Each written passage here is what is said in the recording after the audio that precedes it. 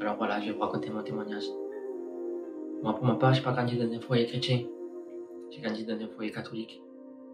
Pas très pratiquant parce qu'on n'y allait que quand il y avait des baptêmes, lorsqu'il se passait quelque chose. Dans le foyer de mes parents, quand j'étais petit, il y avait beaucoup de disputes, beaucoup de drogue. Parce que mon père, quand j'étais petit, se droguait beaucoup. Je ne veux pas le dénigrer, mais aujourd'hui, c'est quelqu'un de très calme, qui donnerait tout pour sa famille, pour ses enfants. Mais lorsque j'étais petit, c'était quelqu'un qui se droguait beaucoup. Et tout l'argent passait par la drogue, pour la drogue.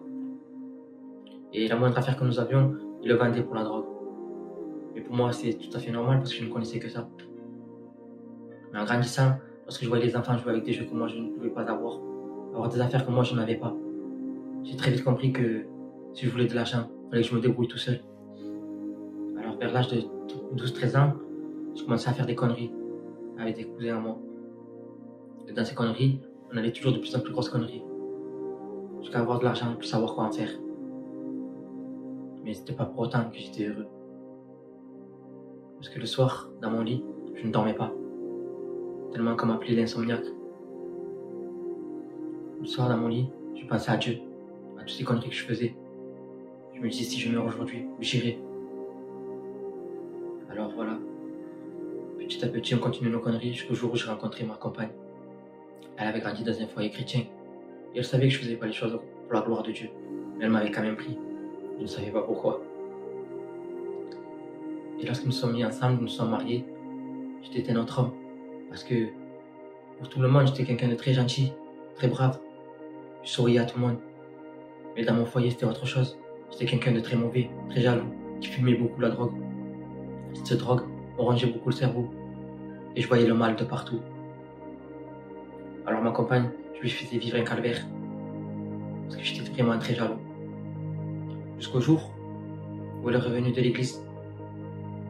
Elle était toute souriante. Je lui ai dit, Christian. Elle me dit, j'ai rencontré le Seigneur, j'ai donné mon cœur à Dieu. Et pour moi qui voyais le mal de partout, je lui ai dit, non, ce n'est pas ça. Alors j'ai tout fait pour me disputer avec elle. Et de sa joie, elle est passée aux pleurs. Comme je vous ai dit, j'étais quelqu'un de très très mauvais. Je lui ai fait beaucoup de mal. Alors petit à petit, à chaque fois qu'elle me disait, viens avec moi à l'église, je lui disais non, je lui cherchais toujours une excuse, je lui disais non, Dieu ne me pardonnera jamais tout ce que j'ai fait. C'était des excuses parce que je ne voulais pas y aller. Jusqu'au jour où, moi, en revenant du travail, j'étais malade, je suis parti un peu plus tôt. Et sur le chemin sur la route du travail, je l'ai appelé, je lui ai dit, on va aller à la réunion ce soir. Que c'était juste au moment où je finissais le travail, que je venais juste de rentrer. Je lui ai dit, on va aller à la réunion. Elle me dit, d'accord. Nous sommes allés, c'était à l'annexe de notre quartier. Et lorsque nous sommes rentrés dedans, j'ai vu mon cousin qui m'a dit, tu vois, j'ai prié à Dieu qui m'amène quelqu'un que je ne verrai jamais dedans. Et je t'ai vu à toi. C'était un signe de Dieu. Moi, pour ma part, je n'y croyais pas à tout ça. Aussi au miracle, au signe de Dieu, tout ça. Je dis d'accord, mais je souriais pour lui faire plaisir. Et en sortant de la réunion, j'ai dit à ma compagne, ça m'a plu un peu. On va voir la prochaine fois. Alors, ce n'était pas les plans de Dieu, ce n'était pas les plans de Dieu. Alors quelques jours après, 2-3 jours après, je suis tombé dans le coma. Et je me suis réveillé 2 semaines plus tard. À mon réveil, j'ai vu des chrétiens prier pour moi. Des chrétiens que je ne connaissais même pas, mais qui priaient comme si j'étais quelqu'un de leur famille. Dans leur cœur, dans leurs yeux, sur leur visage, je voyais l'amour de Dieu. Et lorsque je me suis réveillé, j'avais un feu dans mon cœur que je ne pourrais pas expliquer. Pour moi, c'était Dieu qui m'avait mis ça dans mon cœur. Parce qu'à mon réveillant, j'étais un autre homme. Je n'étais plus jaloux. Je n'avais plus envie de fumer. J'étais un autre homme.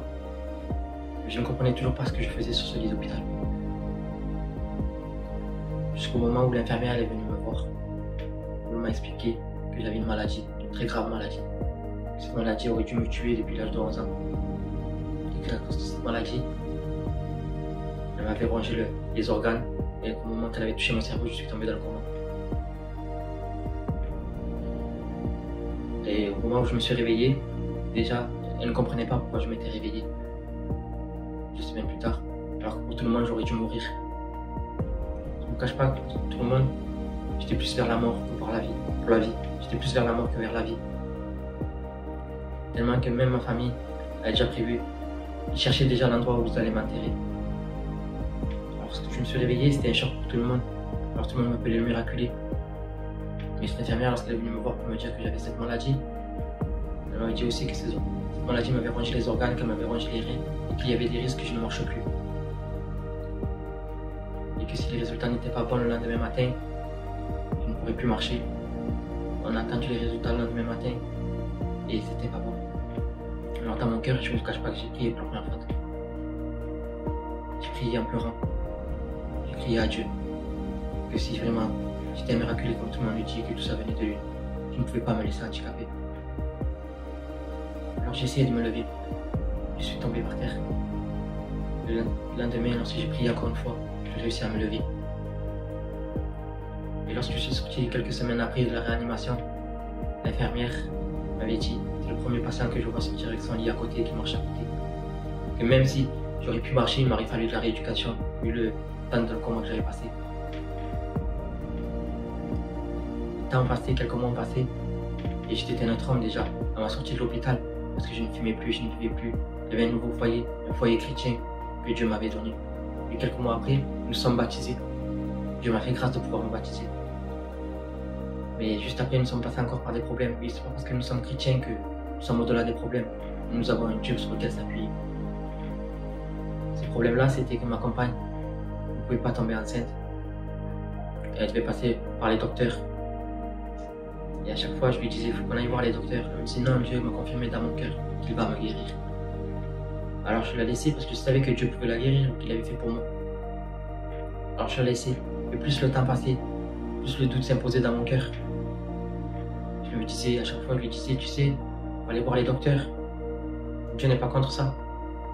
Elle me dit, je sais. Et Dieu m'a dit qu'il allait me guérir. Jusqu'au moment où je n'en pouvais plus. Et je lui ai dit, il faut aller voir les docteurs. Et le mois où nous devons aller voir le docteur, elle est tombée enceinte. Et je ne me cache pas la joie que nous avons eue dans notre cœur. Dieu nous a fait grâce d'avoir un petit bébé en parfaite santé. Aujourd'hui, nous avons un foyer chrétien avec un merveilleux bébé. Et que Dieu vous bénisse.